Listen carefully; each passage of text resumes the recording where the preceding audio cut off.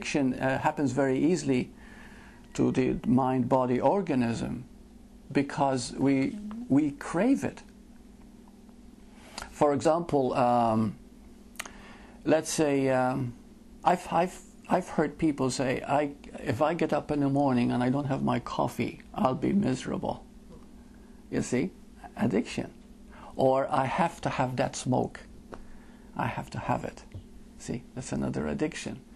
So we begin to rely on things to give us something to do, to give us some meaning, some form of whatever you want to call it. You know, it's structure. It's a, yeah. Some artificial structure with which to. It's a house of cards. Yes. Right. Yeah. But it's the only thing you know, because you do not realize that the very nature of you is infinite. It is real. It cannot be destroyed. It cannot lose. It's lasting. Yeah. Isn't it also to fill a void because you don't know who you are? Exactly. You know that you're whole. Exactly. Well, that's not the whole point. That starts this. You see, we start out, we don't know we are whole. We don't know we are awareness. We think we are just a memory. And therefore, that starts the sense of lack. The sense of lack brings the sense of separation. The sense of separation brings the need to fill a void, which is addiction. From addiction comes fear. You see? Now, in this case, fear is for no significant reason. You're not afraid of something. You're just fear. There's a fear. Okay? And from this fear, which is always there because something is lacking, leads us to the next one, which is called suspicion. Okay? So we do not trust anymore. We've lost trust, not only in others, but in ourselves. We don't trust anything. You know, people read a beautiful book, and the book talks about wonderful things, realizations. And there is still, oh, how I wish I could be like that. You see? There's no trust that it's talking about you. This is universal. This is not a specific person we're talking about. You see? So there's always that lack of trust. How do I know that this is real? Like I've had some clients, they say that to me, you know, and they says, but how do you know that what you're saying is real? And you cannot prove it. You see, you can only live it. It's just like a person wanting to know everything about love, everything. You know what I'm going to say, but it covers the point. You know, he reads about it, reads poetry, sings songs. All he wants is interested in love. But he doesn't know what love is until he begins to feel love. Until you feel the love in you, until you are in love, so to speak, you don't know what love is. You can talk about ice cream all you want, and you can embellish it and make pictures. Until you taste it, you don't know what ice cream is.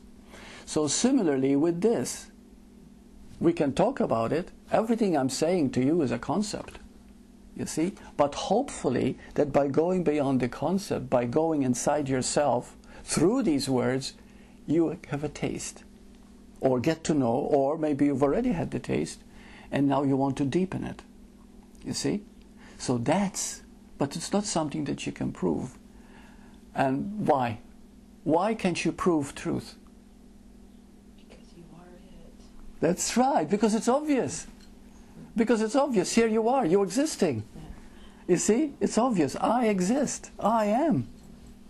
Can any proof more than that? That is enough. But when you say I am, I exist, you go back to memory. You see? Which goofs up the whole game. And this is why it's important to know the difference between awareness and memory. As long as you think you're memory, you're going to be afraid of death, you're going to be afraid of old age, you're going to be afraid of sickness, you're going to be afraid of so many things. You've been afraid of everything. You see? Then the next, I have to look at it because this is freshly given. And the next one is, after suspicion comes, Bhagavan said, it becomes strategic living. Strategic living means, from now on, I'm going to be careful what to say it, how to live. How has Buddha lived? And we try to imitate what we read about. Oh, how did this master, how did this enlightened being lives? How do they act?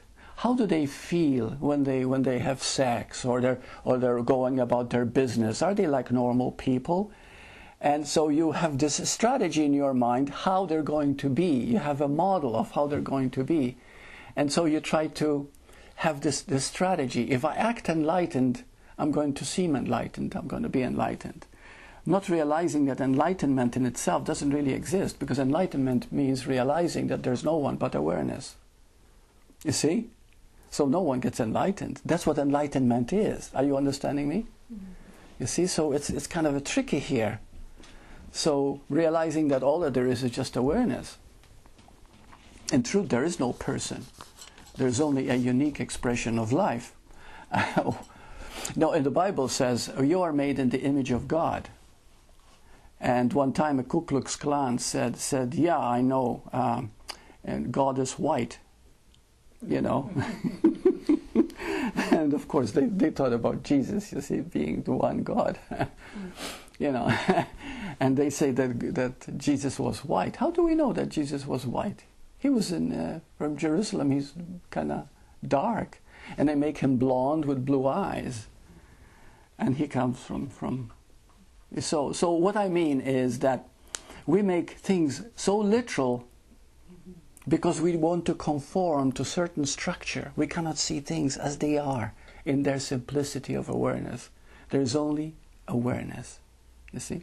And whoever realizes awareness realizes that they've never been. They just are. Did you see the difference? Yeah, you just are. And in that are-ness, you are at peace. You are. You're just here, you see. And so from that comes true love.